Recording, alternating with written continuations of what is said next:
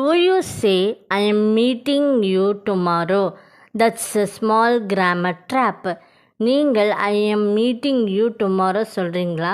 அது சிறிய தவறு. Incorrect. Because present continuous is used for a fixed plan like I am meeting my doctor tomorrow.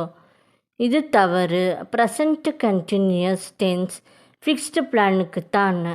உதாரணம் I am meeting my doctor tomorrow.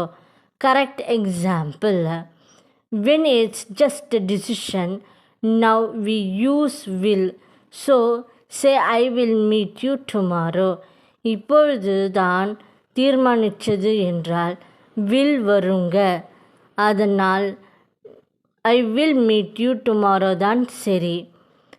Like this video if you learned something new today. Follow for 1 minute English every day. புதிய விஷயம் தெரிஞ்சால் like பண்ணுங்கள். ஒவ்வொரு நாளும் 1 minute English கற்க follow பண்ணுங்கள்.